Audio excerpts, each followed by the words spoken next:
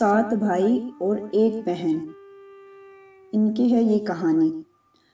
सात भाइयों ने एक बहन के साथ ऐसा कुछ किया कि आप सोचने पर मजबूर हो जाओगे। जी हाँ, कहते हैं कि भाई होता है, उसके लिए बहन अपनी बेटी समान, या फिर छोटी बहन बेटी समान, बड़ी बहन माँ समान होती है। लेकिन इस कहानी में इन भाइयों ने अपनी बहन के साथ कुछ बहुत अलग ही किया। यह कहानी बहुत पुरानी है, शायद आपने भी सुनी होगी। बचपन में मैंने इसे अपनी दादी से सुना था। तो चलिए देखते हैं यह कहानी क्या है। तो स्वागत है आप सभी का आपके अपने YouTube चैनल शेखावत पर। आज की कहानी है वो सात भाइयों और एक बहन की कहानी है। एक राजा के सात बेटे होते हैं और एक बेटी होती है, जो सभी मिलकर अपना जीवन जी रहे थे। जो सात भाई होते हैं वे बड़े होते हैं और उन सातों की एक छोटी बहन होती है, जो बहुत ही शांत स्वभाव की, आज्ञाकारी और संस्कारी थी। जो सबसे बड़ा भाई था उसकी शादी हो चुकी थी, और जो सबसे छोटा भाई था वो एक आंख से अंधा था। लेकिन जो छोटा भाई था वो अपनी बहन को कुछ ज्यादा ही बड़ा प्यार और लगाव से रखता था। एक दिन बड़े राजकुमार अपनी पत्नी और अपने भाइयों के साथ खेत में चले गए काम करने के लिए, और जो लोग काम कर रहे थे उनको देखने के लिए। तभी वह अपनी छोटी बहन से कहता है कि हम लेट हो जाएंगे, शाम को देर हो जाएगी हमें, तो आप खाना बना के रखना। यह कहकर वो घर से चले जाते हैं। घर पर खुशी खुशी सबके लिए खाना बनाने के लिए वह बहन जंगल से सरोटी का साग तोड़कर ले आती हैं और बड़े प्यार से सरोटी के साग को बनाने के लिए बैठती हैं। सबसे पहले सरोटी के साग को वो काटने के लिए बैठती है, सरोटी को धोती है, फिर जिस औजार से वो सरोटी का साग काटने लगती है उसी दौरान उसकी उंगली भी कट जाती हैं, और उंगली कटने की वजह से उसके जो उंगली होती है उसमें से खून निकलने लगता है, जिससे उसका पूरा हाथ खून से भर जाता है। तब राजकुमारी सोचने लगती है कि क्या करूं, इसका कैसे साफ करूं। अगर दीवार पे लगाऊंगी तो भैया भाभी देखेंगे तो चिंता करेंगे कि इतना खून कहाँ से आया। यदि कपड़े से पोंछूंगी तो कपड़े गंदे हो जाएंगे और सोचेंगे कि गंदे कपड़े हो रहे हैं, गंदे कपड़े कर दिए, शायद खाना नहीं खाएंगे। तो राजकुमारी डर में आकर जो सारा खून था उसने सब्जी में पोंछ दिया और सब्जी बनाने लगती हैं। जब उसके सारे भाई और भाभी खेत से आते हैं तो वो अपनी बहन को कहते हैं कि खाना डाल दो। तो उसने मिट्टी के लोटे में पानी और देती है पीने के लिए और खाना देती है, और पके हुए साग को खाकर, सब्जी रोटी खाकर वो उसकी जमकर तारीफ करते हैं और अपनी बहन से पूछते हैं कि तुम्हारे द्वारा बनाया हुआ साग बहुत ही बार खाए हैं, लेकिन आज सब्जी पहली बार बहुत ही स्वादिष्ट बनी है, अच्छी बनी है, बताओ ना कैसे, क्या क्या मिलाकर बनाया है इस सब्जी को।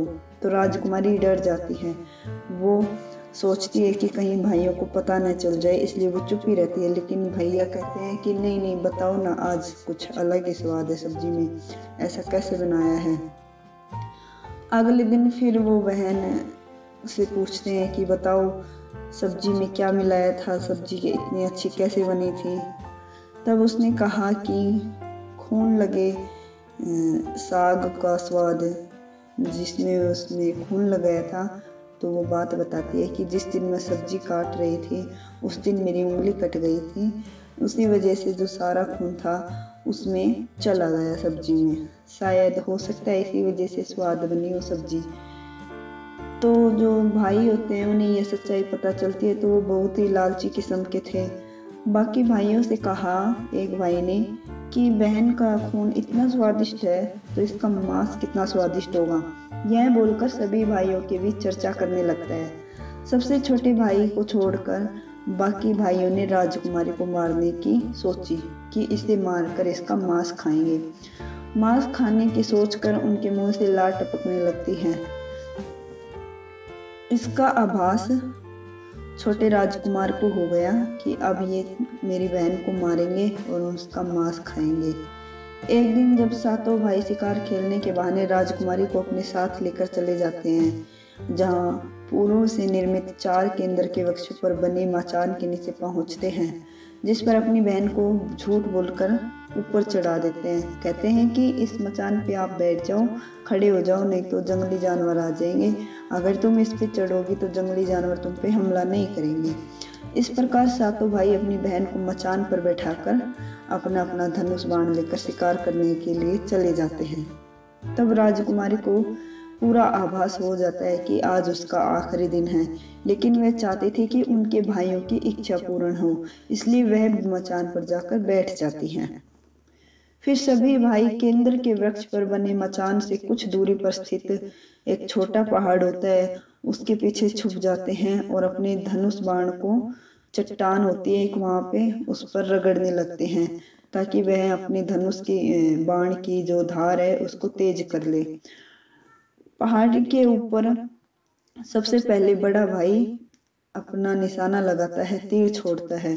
तभी राजकुमारी को पूरी बात समझ आती है कि अपने भाइयों का क्या इरादा है और अपनी मातृभाषा में गीत गाने लगती है।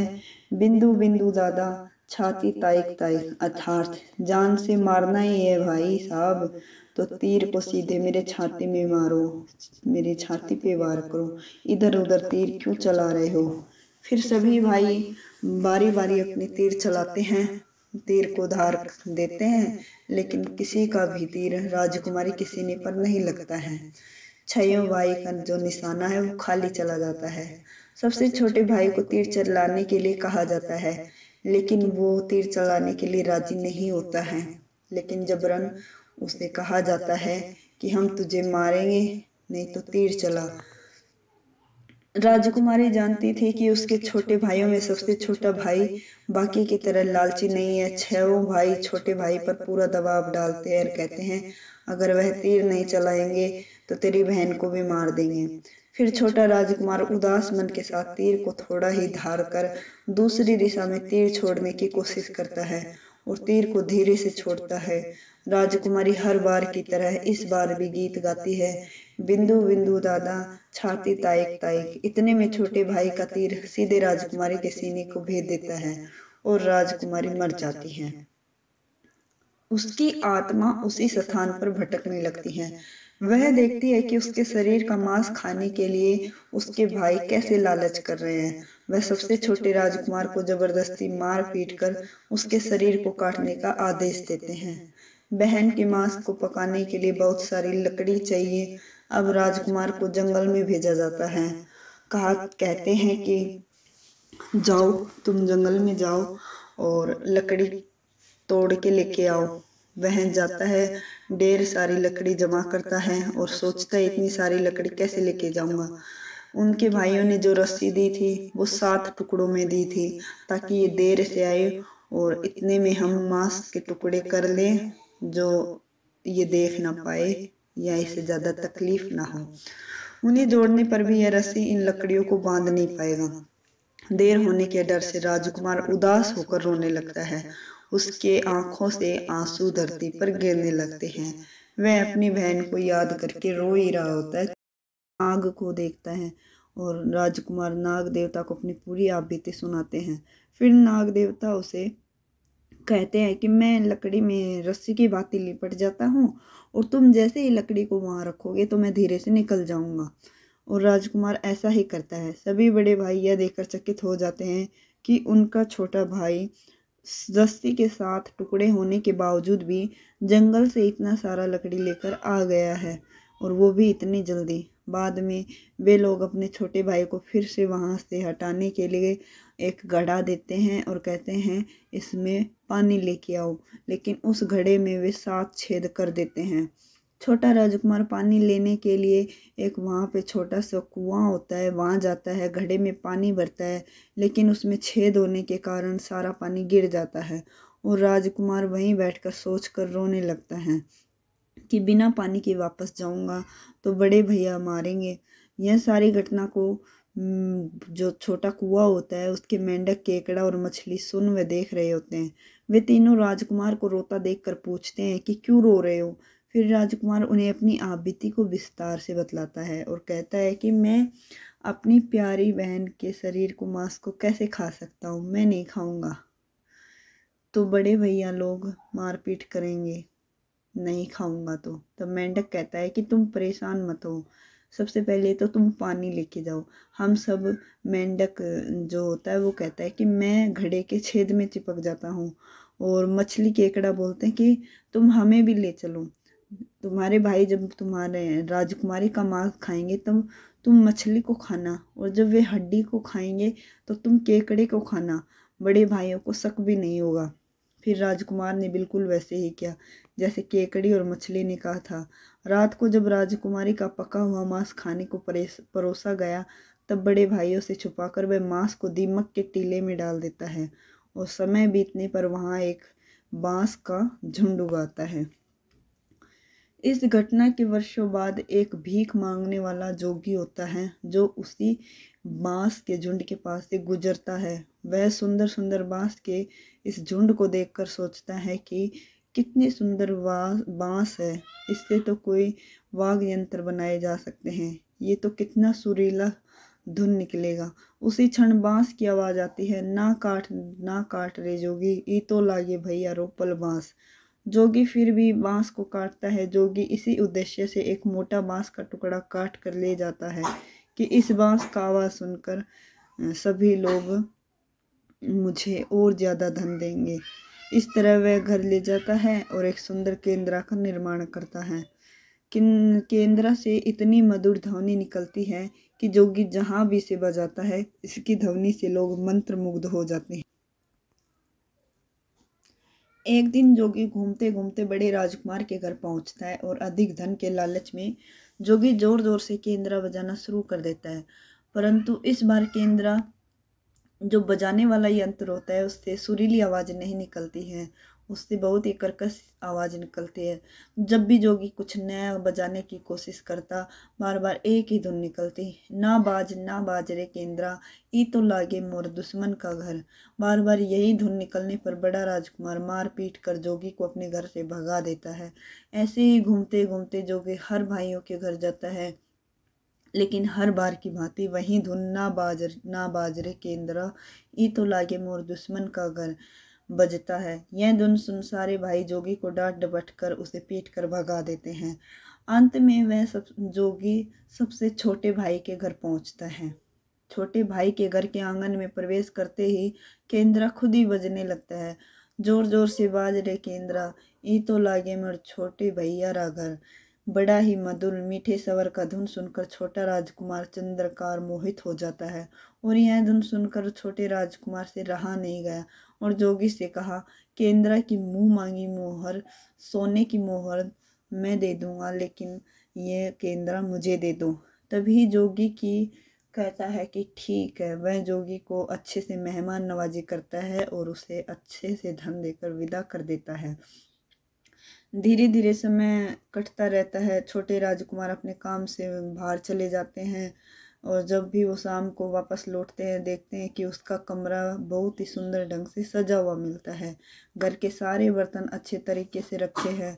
छोटा राजकुमार सोचता है कि हमेशा मेरे कमरे की साफ सफाई होती रहती है, लेकिन इतना सुंदर कभी नहीं सजाया गया। फिर राजकुमार अपने नौकरों से पूछता है कि मेरे कमरे को इतना सुंदर किसने सजाया है।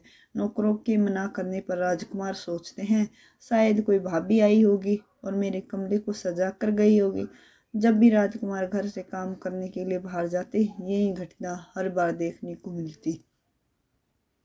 राजकुमार के मन में जानने की जिज्ञासा उमड़ने लगी कि आखिर मेरे घर को इतने सुंदर ढंग से कौन सजावट करता है। वह अपने भाइयों तथा भाभियों से पूछता है, वे लोग भी सजावट करने की बात को साफ साफ मना कर देते हैं। एक दिन राजकुमार सच्चाई पता लगाने के लिए किसी काम का बहाना कर बाहर जा रहे हैं, यह बोलकर निकलते हैं और छुप कर वापस आ जाते हैं और अपने कमरे में एक खजूर के गोल मुड़ा हुआ चटाई रखा होता है जिसके अंदर वो छुप जाते हैं।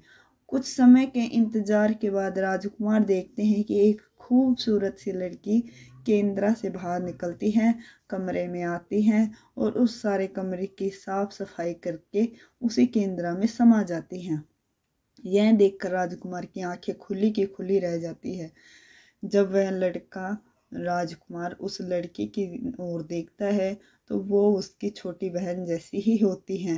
राजकुमार अगले दिन फिर इसी प्रकार करके उस चटाई में छुप जाता है और जैसे ही वो सुंदर लड़की उसकी बहन कमरे की साफ सफाई करने के लिए बाहर आती है और वापस केंद्रा में जाने वाली होती है, तब उसका हाथ पकड़ लेता है और तुरंत केंद्रा को जला देता है, जिसके बाद वह लड़की हमेशा के लिए मानव रूप में परिवर्तित हो गई और दोनों भाई बहन खुशी खुशी अपना जीवन जीते हैं। आज भी हर गांव में आषाढ़ी पूजा के दिन बकरा कटता है और पूरे गांव के घरों में प्रसाद स्वरूप बकरा का मांस खिलाया जाता है और सतबैनी नामक पूजा स्थान वह रोटी साग भी चढ़ाया जाता है।